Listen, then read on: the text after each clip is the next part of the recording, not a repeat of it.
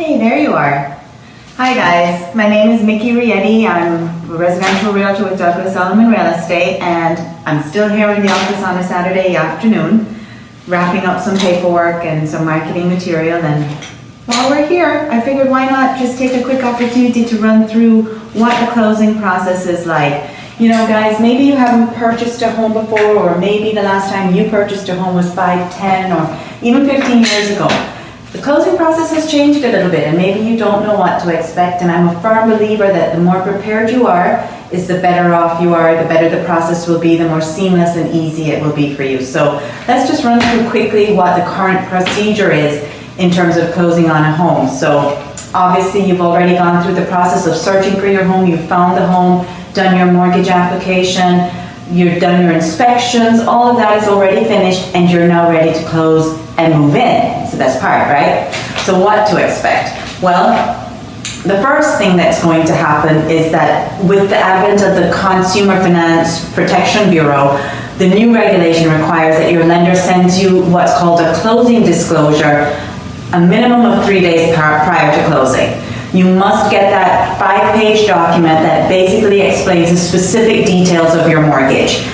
Your job is to review that document and make sure that it matches what you were told and what you were expecting. So you have to get that document 3 days ahead of time, sign off on that 3 days prior to closing.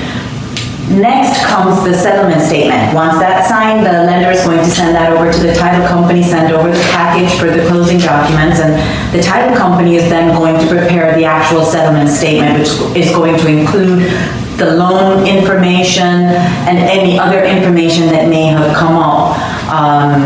Your title insurance, your credits from the seller, anything like that. You know, the final settlement statement, which will also disclose to you how much money you need to bring to closing. So that you review with your realtor ahead of time. Once you've reviewed it and accepted the information, you're going to have to wire the funds that you need for closing. Used to be that you used to be able to do that by bringing a cashier's check to closing, but they no longer allow that. We have had several instances of fraudulent cashier's checks, so now you're required to wire the funds, because on the day of closing, there must be cleared funds at the title company. So you wire that ahead of time. The title company has the proceeds in hand, and we're ready to go. The day of closing, or the day before, your realtor and yourself are going to do a walkthrough, a final walkthrough of the property.